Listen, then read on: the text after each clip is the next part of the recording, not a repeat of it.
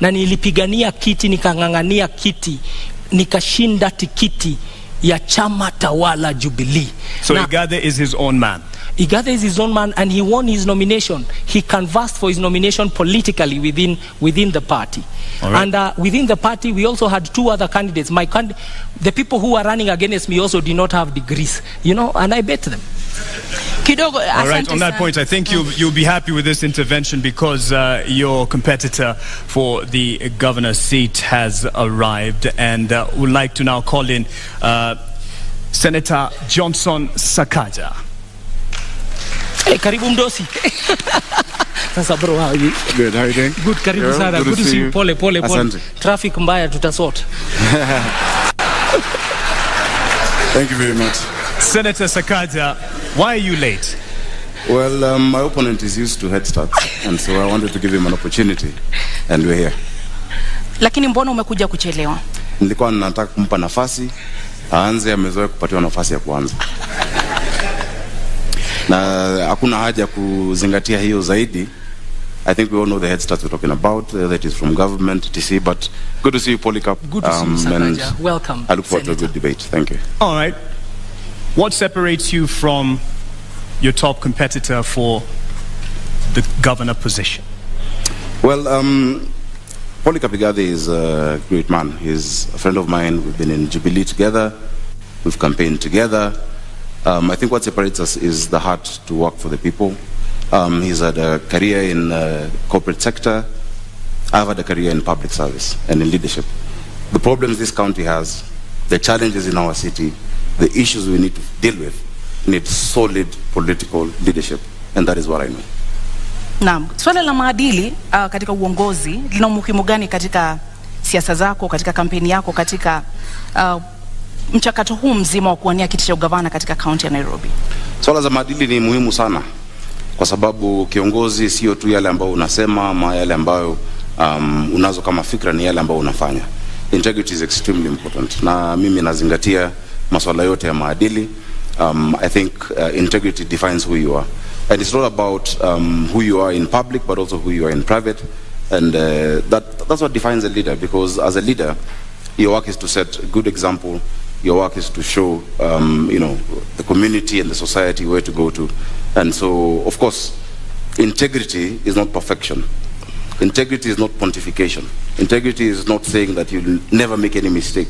Integrity is taking responsibility. And integrity is being able to stand up and say, yes, on this I am right, and yes, on this I am wrong. That is integrity. You speak about abiding, and part of the requirement for governor is the competence and the credentials. Yes. Do you believe that it is important for someone running for governor to have a degree? It's not just important, it's a requirement by our constitution. Do you have a degree? That's the reason I'm here. That's the reason I've been gazetted. I do have all the qualifications required to run for governor of Nairobi, and on top of a degree, beyond just the academic qualifications, I have the competence, the character, I have the will and the experience to lead this county of Nairobi. Why is it so contested?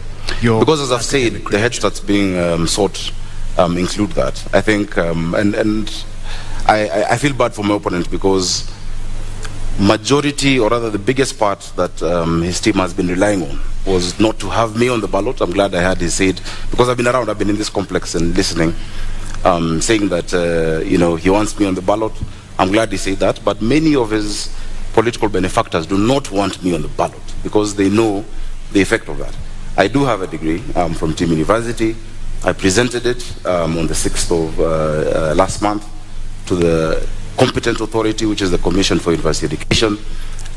After that, it was presented to the counterpart commission in the in our neighboring country. They verified it. Many people have said that I'm trying hard to prove that I have one. Actually, it's my detractors trying hard to prove that I don't have one. Now, this issue is before the court, and the reason I sympathize is that if my opponent and his team focused on going to the people, then they would stop looking for solace in the courts. I have it. In fact, I would want to display it today to all of you to see. I don't know how you'll verify it, But the competent authorities and institutions that have to, verify it have actually said it is correct. Na kwa dakika moja unusu, kwa sababu sasa hivi tutaanza kuzingatia muda kulingana na sheria na masharti ambayo tuliweka awali. Kwa dakika moja unusu, endapo utachaguliwa kuwa gavana wa kaunti ya Nairobi, kisha baadaye kesi iwasilishwe mahakamani ambayo itabatili ushindi wako, utawajibikia wakazi na wapiga kura wa Nairobi? Hakuna kesi inaweza kubatili ushindi wangu, kwa sababu kwanza ushindi wangu, unajua ndugu yangu anaongea juu ya 8:57 am. Ushindi wangu utadhihirika, utaonekana. Nafikiri vile mmetutawanyisha kutoka wale wengine ilikuwa kwa sababu ya utafiti ambao umefanywa, na utafiti umeonyesha kwamba niko mbele zaidi. Mambo ambayo yako kotini yataisha kwa sababu tunajua ukweli ambao uko. Hakuna tashwishi hapo. Na zaidi ya hiyo, kwa sababu kumekuwa na hiyo, unajua, kizungumkuti ambayo imeongozwa na serikali, and I have said it previously, who has been driving this and how it's been driven. I think by the time we're going for re-election, we'll make sure that there's even more to be able to show on that. So that is not an issue of concern. What is of concern to us, and what is of concern to anybody worth his salt as a leader in this city, is the plight of the millions of Nairobians who are suffering the lack of dignity and the lack of order in our city. And that is where our focus must be. So I do not expect any challenges beyond that, because what is out there is political propaganda. If you look at the lengths that the state has gone to try and stop my candidature, if you look at the resources deployed, including diplomats and the ambassador, etc., intimidation of institutions, revoking and revoking, etc., then you know that there's something there. And I think nothing of that source will stand the test of time. Are you saying that those who are backing this fight for your contestation for the position of governor are behind your competitor? Yes. What do you say about that? You have an opportunity to respond. Our worthy competitors have pitched themselves as victims, and the entire platform is victimhood. That they are victims of the weather, they are victims of the law, they are victims of what they call the system. But facts are facts, and the truth is the truth. I have said I really would love to meet Senator Sakaja. I think out of abundance of the heart, I would like to meet Senator. I would like to meet. I would like to meet Senator Sakaja on the ballot, on the ballot, so that we can beat him, and so that the people who are the last line of defense when all other institutions fail, prove to him that they know better. That wajinga waliisha Kenya. Na waliisha Nairobi. If any other institutions fail, the people should never fail on the ballot. Naam, muda umekwisha. Senator Sakaja, je, uamuzi wako kuingia kinyang'anyironi, ama niweke hivi, uamuzi wa kuingia kinyang'anyironi ulikuwa wako binafsi au ulikuwa wa chama na kiongozi wa chama? Nimefurahi kwanza tumemaliza hicho kipindi, kwa sababu I'm able to prove and to show that I have the qualifications, and that is going on. I'm looking forward to it. And I know millions of Nairobians everywhere I've gone to tell me every day that they're praying, and because they can see that big hand of the state, and we shall be vindicated in due course. When there's time after this, I'm available to speak to that. Of course, my intention to run for governor of Nairobi has been my intention. I've grown up in this city. I was born in Ngara. I've seen this city when it had some semblance of a working city, and I've also seen the lack of dignity and order in our people. The lack of dignity when Mama Mwende in Kayole had to watch her daughter die at Mama Lucy because of an ambulance. I've seen that, and I've committed myself to lead the charge of providing order and dignity in the city. So it was my decision, it is my decision, and beyond that, it is a resolve of the millions of Nairobians to rescue this city from state capture. Your decision, you say, but it is on a ticket UDA under Kenya Kwanza. Yes. If you are elected as governor, how much of a burden will the patrons of your particular alliance have or be to your leadership as governor? I think I've distinguished myself over the years as an objective leader, as a leader who stands his ground, as a leader who stands on principle. Many times, even before what my competitors and their colleagues thrive on, they like talking about the handshake, I've demonstrated what we call siasa safi. When the Honorable Prime Minister, former Prime Ministers, retirement benefits were being rejected in Parliament, because his now partner and brother said he must retire from politics. I'm the only person from Jubilee who stood up to defend. When Honorable Oluoch was being fought at Pan-Africa by Jubilee members on the 26th of October, I'm the one who defended him. When Babu Owino was thrown into a cell and Raila Odinga and Wetangula could not remove him, I went, despite there not being any agreement before the handshake. I believe in Siasa Safi. I believe politics is not enmity. And I want to assure even my opponent that once we get into office, some of the ideas he has, because he's a good manager, and this city also needs, in some areas you need managers, of course, led by a leader with a vision. We'll incorporate the ideas. Everybody's sitting on that side note that I have no negative relationship with them, and that is the Siasa Safi Nairobians want. And that is why all your polls show that Nairobians across the political divide have resolved to support me for the office of governor. Bwana Polycarp, je, ni kwamba Azimio mnaendesha siasa chafu katika kaunti ya Nairobi? Kwanza wacha tuangalie siasa safi ni nini. Mwaka uliopita taifa la Kenya, the amount of money, pesa ambazo walituma kwa serikali gatuzi kutoka kwa serikali ya kitaifa was 370 billion shillings. 370 billion, Nairobi ilipata 19 billion.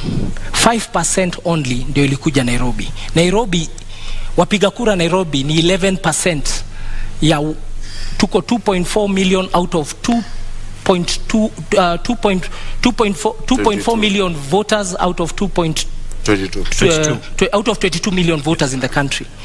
Now, Nairobi contributes 2.2 trillion wame collect Kenya Revenue Authority. 60% ya hiyo 2.2 trillion imetoka kwa viwanda na wafanyi biashara hapa Nairobi. How does somebody contribute 60% of revenue and you only share 5% back? Na hiyo siasa safi ndio seneta wetu amefanya katika Senate. Kazi ya seneta ni kutuombea pesa. Ametuombea tu 5%. Alienda huko kufanya kazi ya county zingine. Hapa ndio sababu Nairobi hamna mashule. Tuna nasari pengine 211. Tuko na health centers kidogo sana, da dispensary. Na ndipo njaa na umaskini umekithiri hapa kwa sababu watu hawajui Nairobi is unaffected and a very poor country. A very poor county. That is not siasa safi. Bwana Sakaja ameuliza umetetea vipi county ya Nairobi ulipokuwa seneta katika kipindi hiki cha takriban miaka 5. Je, kweli umewajibika kama seneta wa county ya Nairobi? Zaidi. Na zaidi ya wote wengine ambao walichaguliwa kama maseneta. Ukiangalia utafiti ambao umefanywa kwa miaka 3 ambayo imepita, for the last 3 years running, I've been rated the best performing senator in the Republic of Kenya. I brought more bills, more motions, more questions about the county administration of Nairobi than any other senator, and you can check. I can see you have laptops. You can check that. On top of that, the work of the senator is to bring resources to the county. When I became senator for Nairobi, Nairobi was receiving 15 billion. I'm living with it 3.3 billion higher at 19 billion. That is actually understanding your assignment and prosecuting it the way you need to. So I brought that money. In fact, naturally, it will take more than 10-15 years in terms of cycles of devolution to get to an increase of 3.3 billion. Something Igathe says isn't quite enough, even though you've gotten it to 19 billion. Something he says isn't enough, given the contribution of the capital to the rest of the nation. Now, if you understand the framework of devolution under our constitution, fiscal decentralization has what we call the horizontal division of revenue. In that horizontal division of revenue, you have a county allocation of revenue bill where you divide the amount that is given amongst the counties. So of course there is a ceiling of what has been given to all counties. What I have fought for is the fair share for Nairobi City County, which remains to be the highest, and over and above what any other county gets. Igathe, you have a response on that? I don't know how much is enough. What Senator ensured persisted in this country is a philosophy that is unsustainable. That you take from people according to their needs and give to others according to their ability and give to others according to their need. Nairobi is a very needy county, and the criticism I'm proffering here and submitting to him is that as senator, what did you do to help Nairobi overcome the hunger, the deprivation, the desperation in the informal settlements? Did you bring that matter to Senate? Did you make people understand that case? Instead, what we saw, he was a leader of a group called Team Kenya that even removed incentives for county to generate their own revenue. We used to get 1% extra if you generate your own source revenue. Like Nairobi is only generating this is going to do about 9 billion of its own revenue. So the the CRA, Commission for Revenue Allocation, was giving us brownie points as a county if you collect your own revenue and you don't rely on the national government. And these are some of the things he did not protect as our senator.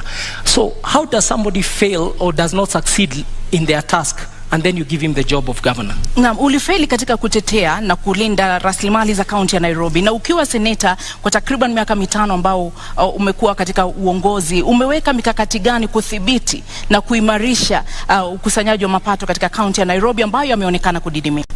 19 billion from 15 billion is success. It's an improvement.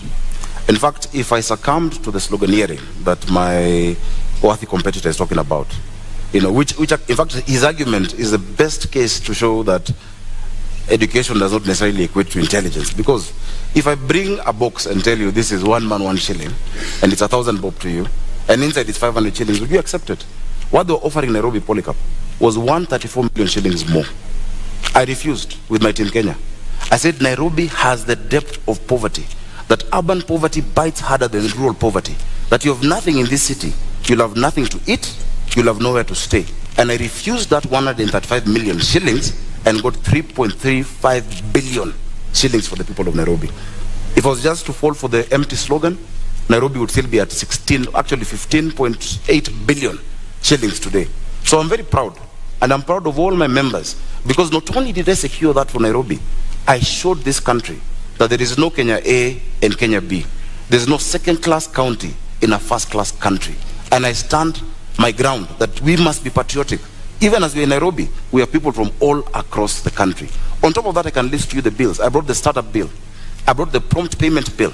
I brought the National Disaster Management Authority bill in the Senate. I have fought for Uber drivers, Taxify and all digital hailing apps. I have spoken about the demolitions and even stopped demolitions that are going further. I have done a lot. In fact, if you gave me maybe an hour or so to just list the things I have done in the Senate, and I hope the next Senate of Nairobi will be able to fill in those big shoes, that response, because it is work that we've done. Let's push on with that aspect then. On you talk about not having enough funds allocated to Nairobi given its place in the nation.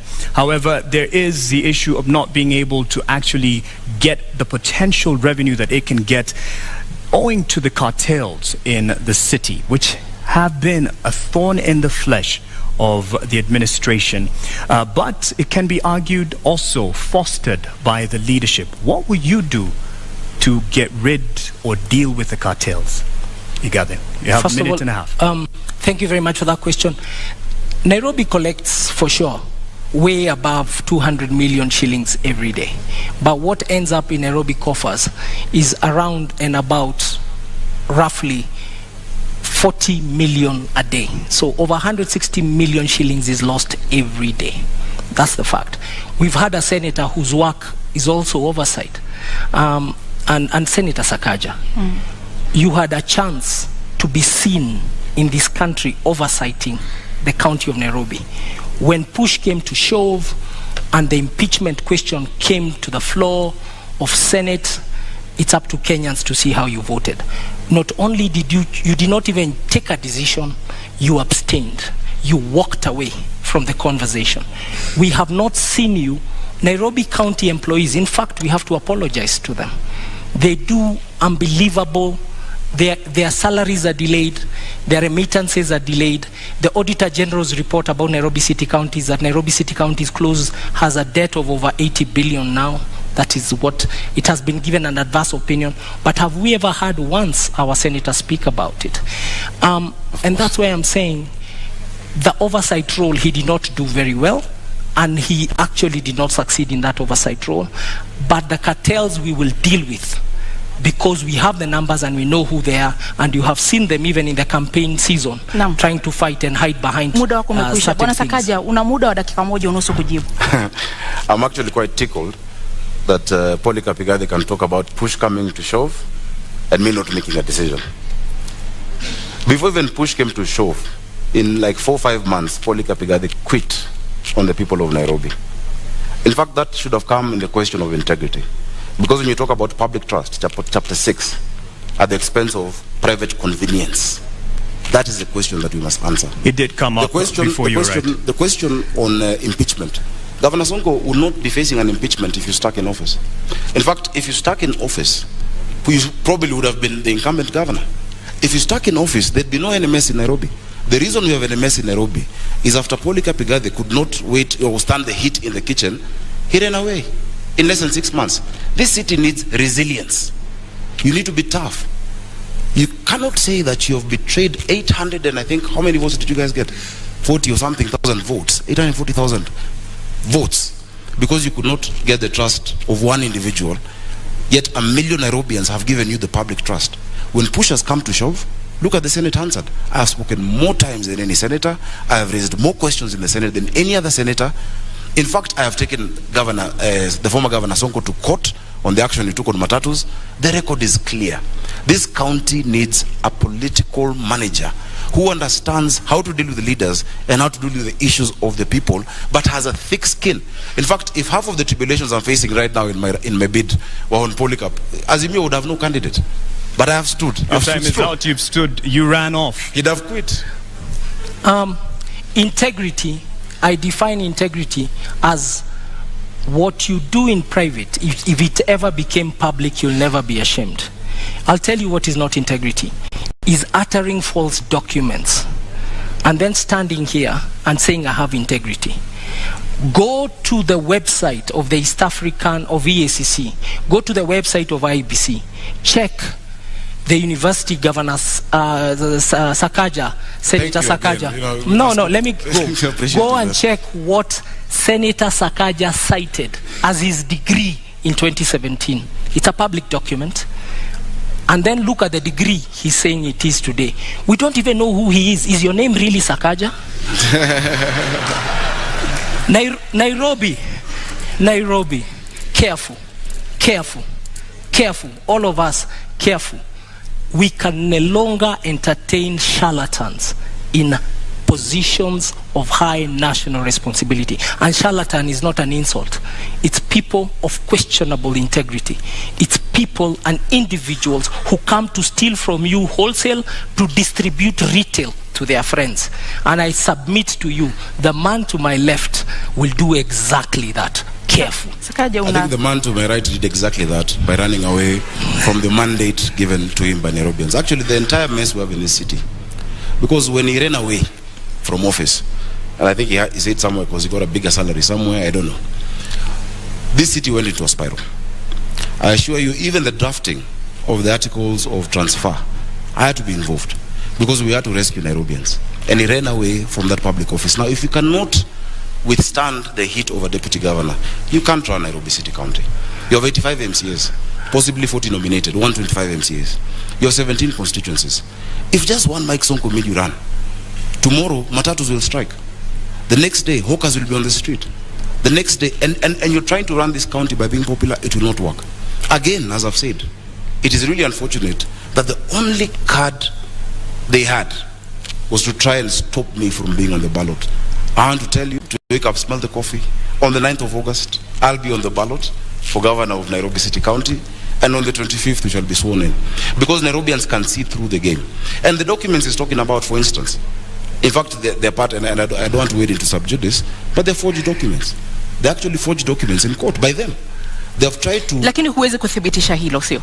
Of course I can, because the signature there is not my signature. Lakini sisi kwa sababu hatuna hizo stakabadhi hata kuruhusu kuzitumia. Tuachie hapo, lakini wacha nijieleze, naona dakika zinaenda.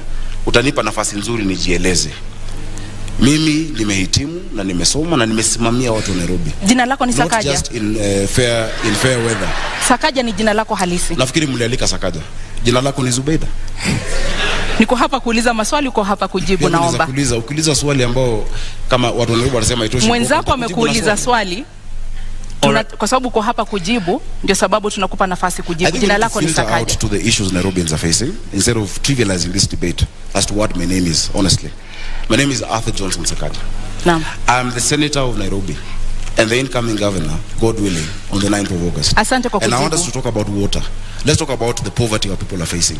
Let's talk about sorting out mobility and transport. Let's talk about sorting out our children in school. Let's talk about the issues of the people. And the rest of the games being played by the state and our opponents can then have their way. Because Kenyans have seen. In fact, I want to give you full reassurance. Just yesterday, a few of the government administration officers have called me saying that they've been coerced into supporting the candidature of my opponent, and they've refused. Chiefs have refused. Well, we can't DCs have refused. We can't quite verify that. That's I can verify your that, word. but if you don't be able to verify the questions he has, I have 16 seconds. That's your word on that. But he said, and you didn't quite respond directly to it. To what at the moment,